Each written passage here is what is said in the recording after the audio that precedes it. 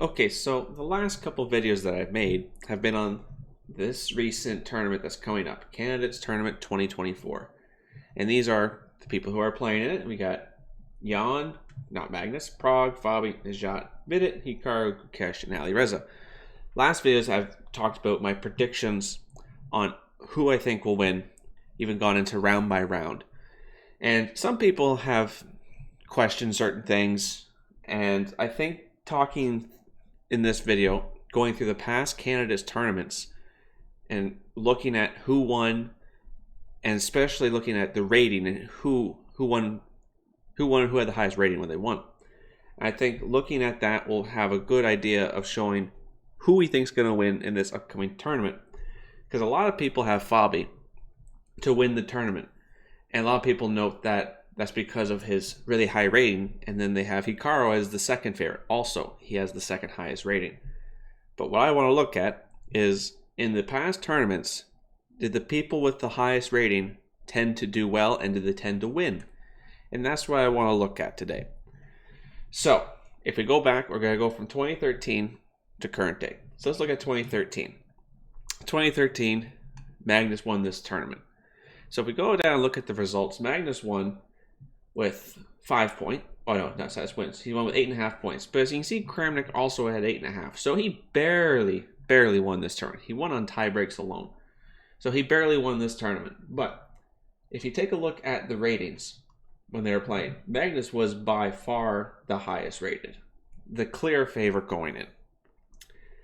And then there was no one even near him. But Magnus is kind of an outlier. Like, he's the greatest player of all time.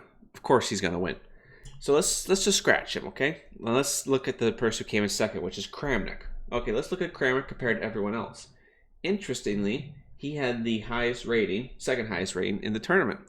So this actually kind of all looks pretty right. But if we look down to the next players here, placed third and fourth, I think they tied.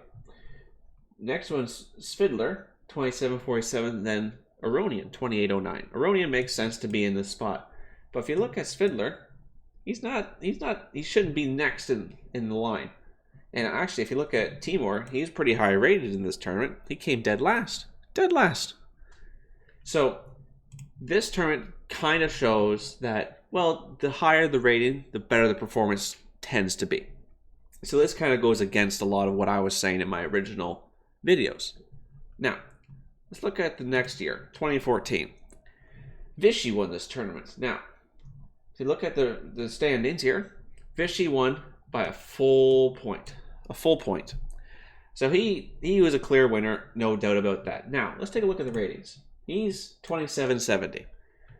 Who is higher rated than him? We have, how many players? We have Kramnik has 1, Levon 2, and then Topalov 3. So we have 3 players higher rated than him. So he's the 4th highest rated player. And yet he won. But what's interesting is that the guy who came second, Karyakin, he was pretty low rated in comparison. Like, realistically, he was pretty low rated. So in this tournament, why is it that someone like Levon, who is by far the highest rated, why didn't he win? And it's hard to say. For Vichy, it could be because a lot of the preparation he did for the match against Magnus, maybe a lot of that could have helped him.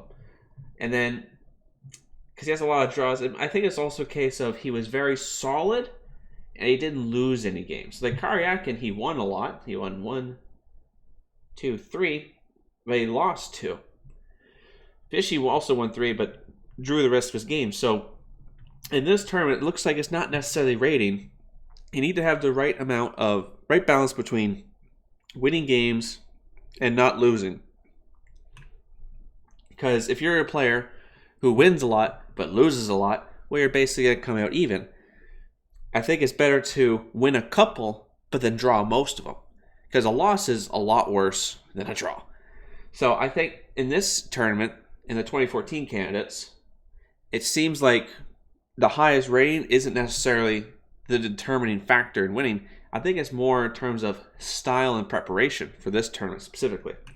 Now, let's take a look at 2016. Karyakin won this tournament. Okay, this doesn't show their ratings, but we'll just see. Karyakin came first by full point. and then Fabi and Vichy came in second. So let's look at these ratings here, right here. So the highest rated player, let's see, 2793, 2794. It looks like it's Fabi and Anish, basically the same rate at 2794, 93, and then Hikaru right there at 2790. Those are the three highest for sure. But if you look at Karyakin and even Vichy, who tied for second, like they're pretty low rated compared to the field. I mean, the only ones lower than them were Svidler, and it was pretty close. But everyone else is pretty high up there in comparison. I mean, Fabi did tie, which is interesting. But let's take a look at these results here, okay? So Karyakin, it looks like he has a win, a win. He has a lot of wins, but no losses, I think. No, he had one loss. Never mind. He had one loss. But 4 wins, but a lot of draws. Fabi also had a loss and a win, and a lot of draws. But then you look at someone like Vichy, also a lot of wins, but a lot of losses too. So if we look at someone like Hikaru, he had 3 wins, but he also had 3 losses. And even Levon, 2 wins, 2 losses. So it doesn't seem like the highest rated player is guaranteed to win. Doesn't seem like it.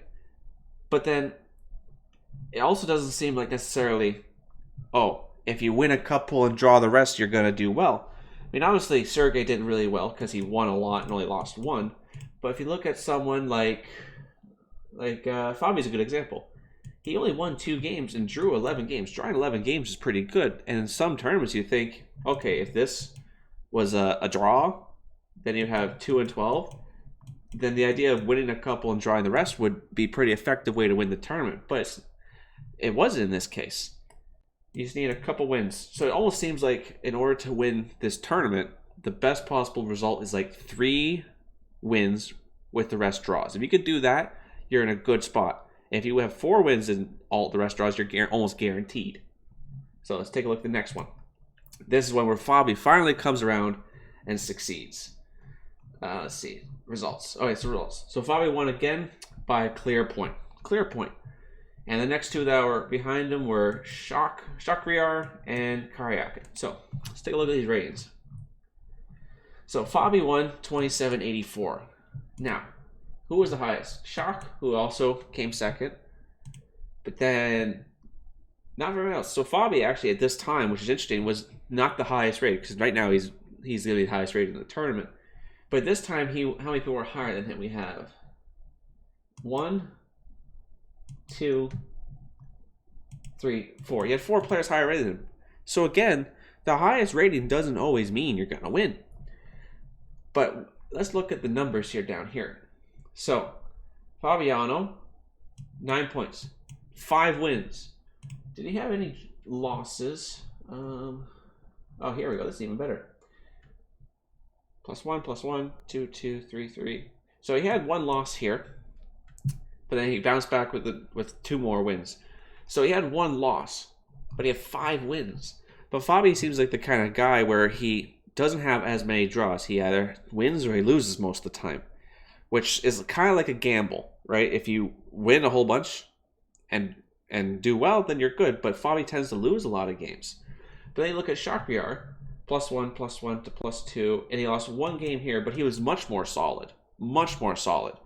So if Fabi had a bit more of a slow start, didn't have as many wins, Shakriar would have won. Because, again, usually like a win, then stabilizing with a lot of draws tends to be how it works out. Fabi just got a luck. It's almost like every game with Fabi is like a 50-50 swing.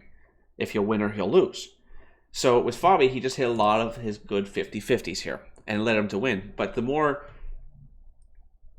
strategic approach and consistent approach is to get a couple wins, but then try to have a lot of stabilizing draws. That tends to be how it works here. Fabi just got a little lucky. But if you didn't get lucky, then, well, you got to have the more stable approach. Now, let's go to this one. With Jan. Tournament Jan won. Let's see. How much did he win by? Won by only half a point. So MVL was actually very, very close. But it was basically between him and MVL. So let's take a look at these ratings. Let's see. Okay, so let's take a look. Where is Jan? Jan's right here, 2774. How many people are higher rated than him? 1, but that's pretty close. 2 and 3. So again, he's about the 4th highest rated player. And I think most of these winners so far have been around the 4th or 5th highest rated player, except for like I think the Magnus match. So it's him and MVL, who again is also pretty low rated. So why? What happened here? Let's see. Right here. So Jan, it's like +1, 2. He lost one game, but then just bounced back. He lost a couple, but at this point he was already clearly the lead. But he wins a game, but then it's like you just win a game, and as long as you're like a game ahead of everyone else, you just kind of coast. You coast your way on. MVL just had a couple games in the end, but like really, he loses one game for us. The last game doesn't matter. He's already won. He didn't care. So he lost one game, but basically you get a win and you get off to the lead. And I think most people in the tournaments who have won usually tend to win the first 2 rounds, and then have a couple draws and win every now and again. They tend to have 3 wins, maybe, and a lot of draws. So most people either have 3 wins and all draws, or 4 wins and 1 loss. That usually is how it works out. But interestingly, the people who were really high rated, like Fabi won last year. Where is it? Here. Fabi won last year. And right here, he is 28-42. The clear rating favorite. Clear rating favorite. And yet, he still lost. So I honestly think that the highest rating doesn't really matter. Now let's go to this next one, where Jan wins again. All right, if we go to here. So Jan destroyed this tournament, clearly. And he wins the first round, wins another game, and then he wins 3 in a row. But as soon as he wins, he kind of just coasts. But again, you win like the first one, basically win the first couple kind of thing. And then you just kind of relax. Now, Jan got pretty lucky in this match. I don't think he should have ended with +5. Not a chance. I think there's 2 games in here that were handed to him. So he should have ended on a +3. And if he ended on a +3, he would have been doing a pretty good job. Like, once you win, you draw. And he wins another one here. So 2 early wins. And 2 of these don't really count. So, honestly, he has the same thing. He wins 3 games, didn't lose a single one. So whoever has early aggression to win and then can kind of coast and play solid. So you need to have some aggression, but mostly solid. The players who are kind of like, whoa, kind of crazy and all over the place, where they can win a lot and lose a lot. Let's take 2 players here. Let's take Fabi and Ali Reza. 2 players that are kind of like that, where they take the 50-50 approach. Fabi did pretty well. He was doing amazing, all the way up to +3, basically up there with Jan, but then he lost a game, they lost another game, they lost again and again. That 50-50 approach didn't work for him. If he got up to +3 and was played more solidly instead of was desperately catching Jan, he would have a much better result. And Ferg is the same way. Like, obviously he had a couple interesting games, but he's very aggressive, but then he loses, and then he just falls apart. So to me, this is the pattern I'm recognizing. Around the 4th or 5th highest rated player tends to win.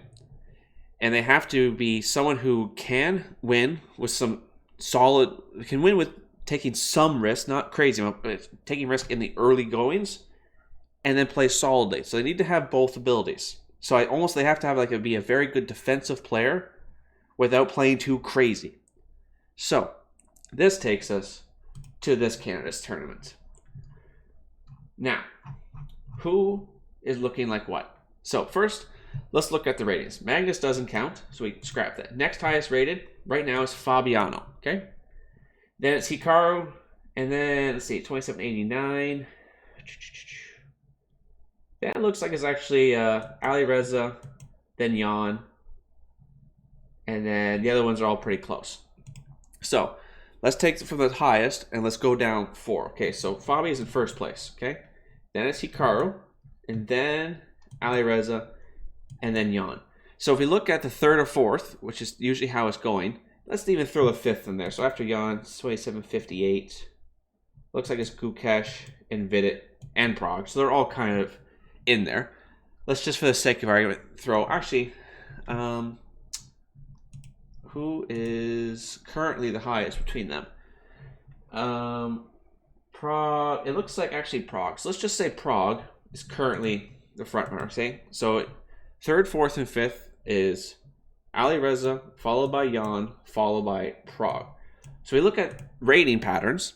It seems like those three are the most likely to win. Now, you also have to look at their patterns. So Ali Reza, again, is a 50-50 player. If he gets really lucky, he could win the tournament for sure. But I think this field is so strong that the luck is going to be less of a factor. So if we look at Jan and Prague, Jan is definitely looks like he could easily win this tournament. But I think the last 2 years he got a little lucky with how it's worked out. And if we just take luck out of this equation, I think he's a bit more volatile. I think in the early parts of the tournament, if he doesn't win early on, he's not going to win at all. So again, he is a 50-50. If he wins the first round or wins in the second round, then he has a high chance of winning the tournament, I think. But if he draws his first 2 games or even loses one, I think he's completely toast. No chance. Prague, on the other hand, he's a little bit more solid, which means if he doesn't win in the first couple rounds, I think he still has a chance. He is much more likely to stay calm, cool, and collected. So if he wins in the 4th round, and he can maybe coast, I think Prague is more likely to get like a +3 with no losses. He's much more likely to get that than Jan. Jan in the last 2 candidates has gotten really lucky. Really lucky. But I don't think luck's going to be part of this. And a lot of this is the reason why I think Prague's going to end up winning. He's pretty close to being the third, 4th spot for rating. And that's usually the pattern that happens. He's pretty close to that spot. And then that mixed with his style of play, he tends to be very good defensively and a very solid player. But he can win games. He can take risk. But he's not as crazy as Jan. In this tournament, Fabi is going to be, again, the same kind of idea, 50-50. Fabi could totally win, but at any point, his whole tournament could go up in flames. Hikaru is similar to Prague, and that's why I think Hikaru is the second most likely to win the tournament. The reason I don't think he's going to win is purely because of patterns. He's the second highest rated player. They don't tend to win this tournament for some reason. For some reason. I don't understand why. So, realistically, Hikaru should be the favorite to win, in my mind, because he's a super solid player. He has a good mental state, well, at least recently. And, I don't know, he should be the favorite, but if I go off patterns, then I don't think he's going to win. But this is the other big thing, right? Is that Prague is the story. The story is there. And I think the universe has a way of making the most interesting story, especially when it comes to chess. If Prague wins, he'll be very young. He has a very good style about him, and I think it'll be a very exciting match. And he's easily the most popular Indian chess player, I'm pretty sure. I could be wrong on that. Could be Gukesh, but I'm pretty sure Prague is the most popular and most well-known Indian chess player, except for Vishy, but he doesn't count in this case. Gukesh has another really interesting example, but to me, I don't think Gukesh's chances are as high because he tends to not play as solidly as Prague. He tends to be a more Fabi style where he tends to be more 50-50. So those are the reasons why I think Prague is the most likely to win with Hikaru as a second place. And that's why actually in my round by round predictions, it ended up, didn't really plan it, but it ended up being Prague and Hikaru tied at the end of the tournament with Prague coming out on top. So anyways, I think it's really interesting to go back and look at all those old tournaments to see the patterns, and especially how the highest rated player almost never wins, except in the case of the Magnus tournament. But he's Magnus, so of course.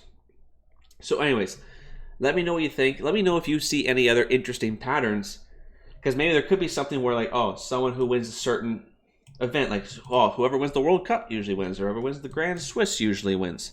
One thing I have noticed, almost no one who has the highest rating tends to win the tournament, who gets qualified for this. Almost never, and I think that's interesting. But if you find any other patterns, let me know. Let me know your thoughts. It's only like a week away or something like that. Oh, I can't wait. I'm so pumped. Anyways, enjoy the tournament. Have a great day.